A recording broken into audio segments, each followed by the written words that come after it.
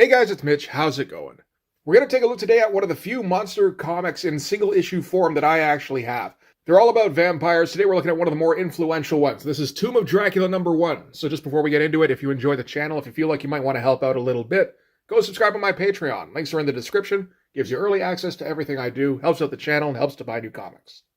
So when I was a kid, I thought Dracula was awesome. I would read just about anything Dracula related when I was a kid, except maybe the original story. I would get to a little bit past where Dracula leaves Jonathan Harker in Castle Dracula, and then, I'd get bored and I'd peter out.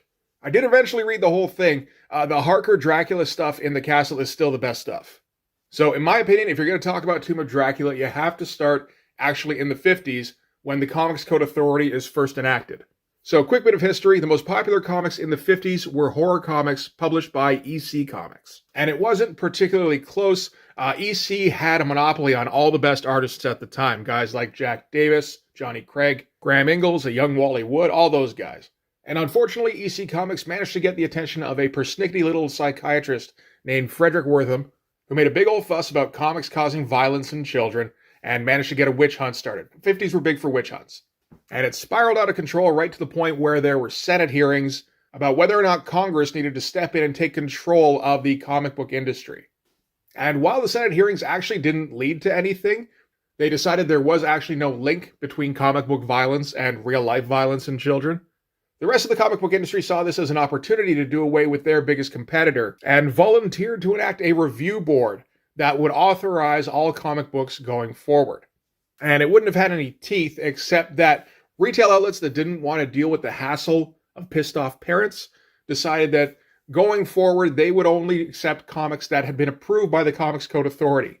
And what kind of subjects were banned under the Comics Code Authority? Well, I'm glad you asked. Apart from basically anything that had to do with crime, unless it was made very clear that crime was something that nobody ever wanted to do. But in addition, they also banned all scenes of horror, excessive bloodshed, gory or gruesome crimes. No comic magazine was allowed to use the words horror or terror in its title, so that wiped out the Vault of Horror comic right there. And most notably, scenes dealing with or instruments associated with Walking Dead, torture, vampires and vampirism, ghouls, cannibalism, and werewolfism were prohibited.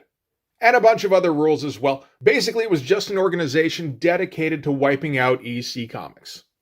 And the Comics Code stuck around in that form until 1971, when a whole lot of amendments started getting made to it. I imagine because things like Frankenstein or Dracula, authors like Edgar Allan Poe, Mary Shelley, Arthur Conan Doyle, all had books in libraries in schools. So the Comics Code got a little less hardline about the monster stuff, as long as it could prove it had some sort of literary heritage. So Frankenstein, werewolves, I guess there's a werewolf book out there, because werewolves started to be allowed, and vampires. All were now allowed under the Comics Code Authority. And Marvel went thank you very much and started publishing all sorts of monster comics, headlined by the monsters themselves. There's a fun story where at Marvel Comics they were bandying around the idea of doing a Dracula comic, and Gene Colan got word of this and immediately started lobbying to be the artist on that. And Stan Lee said, "You got it, buddy," and then immediately changed his mind and said, "Oh wait, I actually promised this to Bill Everett." So Gene Colan just went home and drew a tryout for a Dracula comic, gave it to Stan Lee, and Stan Lee's, "Okay, well, yeah, no, you're the artist for this now." And Gene Colan would stay faithful to the Dracula comic book. There are 72 issues of Tomb of Dracula, making it the most popular Marvel comic featuring a villain in the 70s. And Gene Colan draws every single one of them. And I always love that kind of dedication. So we might as well get into this. We can start with the cover. It's old-fashioned now, but I think this was probably pretty cutting edge at the time, really popping out the Dracula logo as well. You get what I think is probably a pretty standard idea for a drawing of Dracula. He's standing in a foggy swamp or a dead forest. He's got a passed-out victim in his arms. He's got the cape and the collar, and off in the distance is Castle Dracula. But I mean, by the sounds of it, Gene Colan was a pretty big Dracula enthusiast. I imagine he thought about... He probably drew this particular cover several times before this. This is probably just the first time he was getting paid for it. And I don't know how popular this book was to start. From the sound of it, it had a pretty stop-and-start beginning. So, for instance, the writer credit on this. Jerry Conway is credited as the writer, but that's not the case. The first issue was actually written, by the sound of it, by Stan Lee and Roy Thomas. And they based this particular story on the Universal version of Dracula, so the Bela Lugosi one. Jerry Conway would actually write issue 2, which he actually based more on the Hammer horror films with Christopher Lee, before he decided that he had too heavy of a workload and would hand off to Archie Goodwin. Archie Goodwin handed off to Gardner Fox. Gardner Fox did a couple of issues and then handed off to Marv Wolfman, who would also stick around until the end of the series. It sounds like it had a bit of a rocky start where he didn't exactly know what he was doing with it until around issue 12. So I imagine those first 11 issues, there's a lot of thrashing around and sort of refocusing, redeciding what direction the book's going in. But Gene Colan, I guess, just kind of shrugged it off and just kept drawing Dracula throughout it. So in this one, he's actually penciling and inking. Tom Palmer would do the inking duties most of the time, except for like 3 or 4 issues. And I get the impression that Gene Colan is inking pretty fast in this. There's not a lot of precision to these brush strokes when he's hatching. Gene Colan drew in a very interesting way where he didn't do hatching at all. Everything would be in values. So a lot of inkers had a lot of trouble inking him by the sound of it. Except apparently for Tom Palmer. But you can see here, we're going to start with a standard Dracula opening. Everything in this is going to be pretty standard as far as just setting the stage. Stormy night at Castle Dracula, but that's a hell of a lot of ambiance for an opening splash. And I imagine the title is probably lettered by Gene Colan as well in this case. But yeah, a whole lot of heavy-duty shadows going on in Castle Dracula, which is Gene Colan's deal. He's very well known for being a master of light and dark. So we're going to start things off with, I think, a pretty standard idea for a Dracula sequel, where 3 Americans, Frank, Jeannie, and Cliff, are driving through Transylvania on their way to Castle Dracula because Frank has inherited it. It's in his family, and he got it left to him. Their car breaks down on the road, and they have to make their way to a local village, hoping they can find transportation to take them the rest of the way to Castle Dracula, only, at least at first, nobody wants to take them. And we're going to see some excellent artwork right off the bat here. Everything in the tavern looks pretty great. A lot of the faces, like the way Gene Colan does light and shadow, often looks like he's looking directly at reference. And, like once or twice I can see, or, even like 15, 20 times in a comic. But like every face he does, the shadows look just a little too good. And while I assume all those guys had an extremely thick morgue file for, reference and all that kind of thing, I think Gene Colan just understood light and shadow better than like almost any other comic artist working at the time.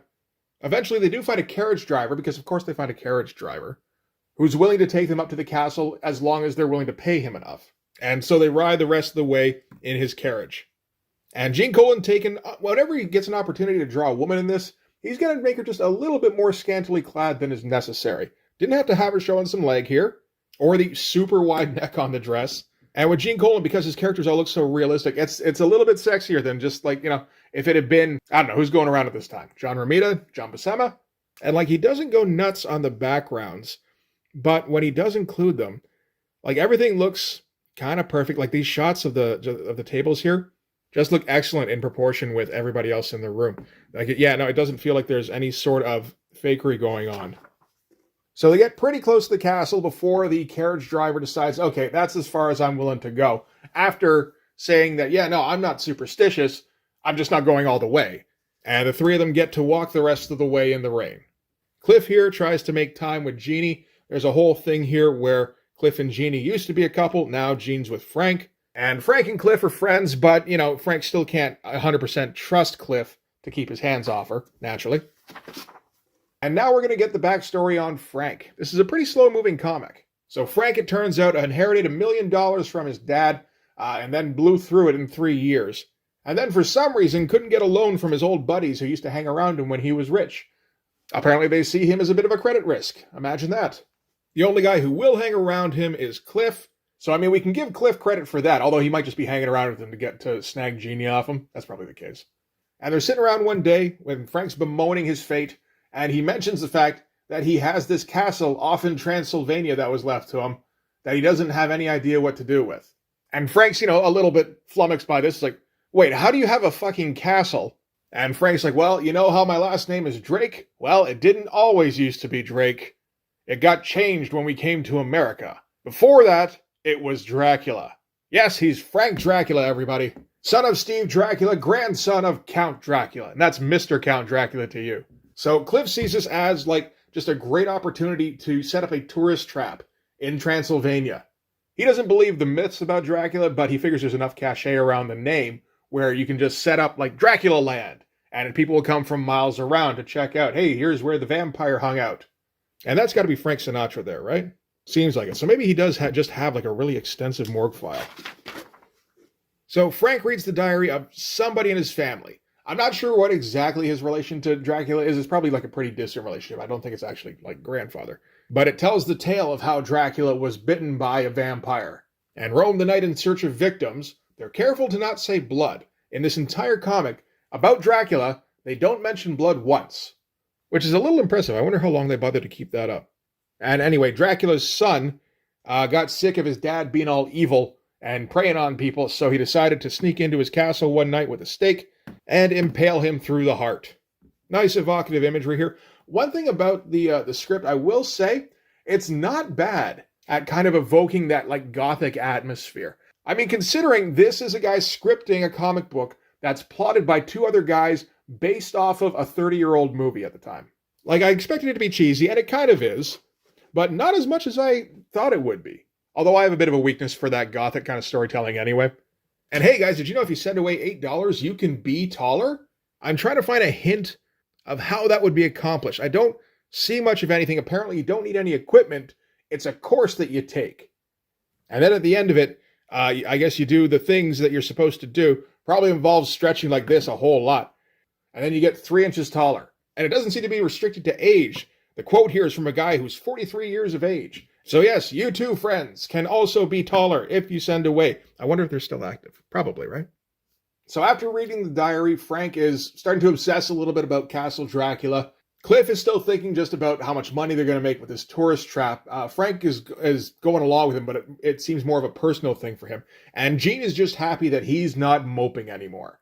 So they get to Castle Dracula, and they get inside. It's a big old vampire castle in Transylvania. Looks very much like the one Bela Lugosi was wandering around in 1931. As they're moving in, they get attacked by bats. Jeannie hates bats. That'll change. And again, just very cool shots, considering how much dialogue and narration is going on in these. Like, I get, Gene Colan is, like he's a master, he's a professional. But it's always impressive to me just how these panels can get set up, knowing that they're going to get filled with lettering, but still leaving enough room for everything to fit in and still have the image be clear. And not only clear, but like striking. So Jeannie has to get away from the bats. She goes off to a different part of the castle. She's thinking about how she wishes she never would have come here. And she pulls out the silver compact that Frank Dracula gave her. And I guess that means something. It means that they have something made of silver that they can use against Dracula later in the issue. Cliff, meanwhile, is also wandering through the castle. He's looking for basically stuff they can turn into money. Also thinking about how he's going to be getting Jeannie back. So yeah, definitely not the most honorable dude. Steps through a weak spot in the floor and falls through. Like, great little shot here. Into the basement of Castle Dracula. And he manages to not injure himself too badly, makes his way further down, and finds the coffin of Mr. Count Dracula. And I love the way Gene Colan, leans on his ability to use light and dark. I mean, particularly in a gothic story, he knows exactly what he needs to do, and just, coat everything in shadow. So after a bit of work, he's able to open up the casket, and there he finds the skeleton of Mr. Count Dracula. And Cliff doesn't buy the myths. He figures that Count Dracula was just a lunatic who convinced everybody around him that he was a vampire, or at least convinced them enough that they decided to kill him for it. But we're on, page 13 here. That's when the reveal happens. This is, halfway through the book. This is halfway through the book with the, that's where the spine is. So Cliff takes the stake out of his chest. He's talking about setting up an accident for Frank that'll somehow set him up as the sole proprietor of the castle. I'm not sure if that could possibly be made legal, but it doesn't matter because taking the stake out of Dracula's chest is what revives him. And once more, Dracula lives again. And the Gene Colan version of Dracula is interesting because he did use an actual actor for inspiration, but it wasn't Bela Lugosi, it wasn't Christopher Lee. He decided to use Jack Palance because he was in a made-for-TV Dracula movie right around this time, I think. So I guess Dracula wakes up and he sees Cliff and he goes, "Cliff, you are my number one guy." And Cliff empties his revolver into him. We did see the revolver earlier. That was set up. Again, fantastic fucking lighting. And of course, the gun doesn't have any effect on Dracula, who smacks him in the face and then pitches him down a hole. And I think that's actually the last we see of Cliff. Unless he shows up in a later issue. And now that Dracula's awake, he can hear movement going on in his castle. And one of the voices is a woman's. And that's the most important thing to Dracula. But like, again, awesome shadows. Like, you can see how quickly some of this inking is done, though. You know, like, it almost looks like he's got a mouthful of bubble gum here. There's no real definition in the teeth. It looks pretty cool, though. And I wasn't for sure about the coloring in this. It is starting to grow on me a little bit, though. How, like, Dracula always has, like, blue lighting on him. I guess because he's a corpse. It's nice and moody. Like, it just kind of contributes to the whole gothic feel. So we're going to cut back to Frank and Jean, who are looking around for Cliff now. And another bat comes out. And Jeannie gets freaked out by it. Particularly when this bat turns into Dracula. So again, the classic version where, yeah, he turns into a bat. He doesn't like silver, doesn't like mirrors, crosses naturally. Like, we're getting all of the accoutrement. So Dracula does his best Bela Lugosi impression and hypnotizes Jeannie immediately. And she's like, yo, give me some of that. And she pushes Frank aside. So Frank has to sock her one right in the kisser, knocking her blouse right open. Again, just Gene Colan taking those opportunities. Like, hey, you know, it's the 70s. She's got a mini skirt, and she's minus a couple buttons on the shirt. And Dracula, like, moseys up to them while Jeannie's on the ground, and Frank gets a hold of her silver compass, which repels Dracula. And he turns into a bat and flies away. Frank takes Jeannie upstairs. Dracula, as a bat, flies down to that village that was close by and finds the barmaid who was showing off her gams earlier. And she's going to be the first victim to slake Dracula's thirst. And Dracula flies off as a bat, but not before making sure he leaves as much of her leg exposed as possible. Way to go, Jean. Later on in the village, the other villagers find her body. And they, of course, know what's up immediately because they see the bite marks on her neck. So you know what it's time for. We got to form a torch-bearing mob. And they're all going to march up to the castle and party like it's 1931. Dracula then returns to the castle as in bat form, finds Jeannie in a bed because that's where Frank took her. He says here that she's close to dying. The only hit she took was the one where he socked her on the chin. Like, maybe pull your punches a little bit, dude. So Dracula descends on her sleeping form. That's a pretty good shot right there. But before he can get any closer, he's repelled by the crucifix around her neck, which was placed there by his descendant Frank. And Frank's going to show off that he knows vampire things, because the compact is also a mirror, which also repels Dracula. And then he proves that he doesn't know too many vampire things because he hucks the mirror right at Dracula's head, which is more than a little comical. And yeah, so that shot there, like, that's a good shot of Dracula. I don't know about that one. A little bit cartoony, but, you know, hey, Frank has now tossed away his only weapon because he's a moron. Jeannie wakes up and sees Dracula leaning over Frank's body, assumes he must be dead. The torch-bearing mob descends on the castle, and Dracula hypnotizes her once more and gets her to throw away the cross necklace. So at that point, the mob gets to Castle Dracula, and they immediately light it on fire. And it quickly turns into a blaze. That's a great looking shot right there. Fire's always tough to capture. I don't mind this attempt at all. I wonder what it would have looked like in pencil form. I bet you there's like no definite line around any of this. It's just he had to put something in the inks. So at that point, Frank wakes up, sees Dracula hunched over Jeannie, so tables are turned there, picks up the silver compact and repels Dracula again, and runs out of the castle carrying Jeannie, who's limp in his arms. Sets her down at the foot of the castle and realizes that she's dead. Except, of course, then she wakes up and goes, don't worry, I'm not dead. I'm never going to be dead.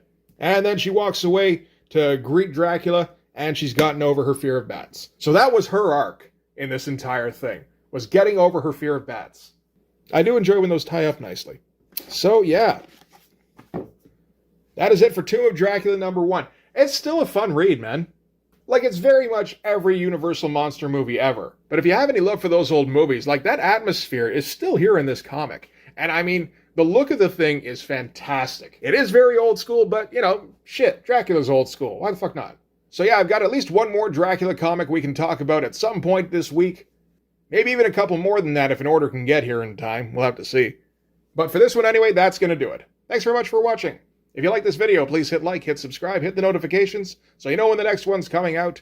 Go over and subscribe on my Patreon. Gives you early access to everything I do, from the Blood Force stuff to the YouTube videos before they get uploaded to YouTube, as well as some Patreon exclusive content. You can also follow me on Instagram and DM me there for commissions, and you can join the Blood Force Discord server. But yeah, that's going to do it. Thanks again for watching, guys. I'll see you in the next one. Bye-bye.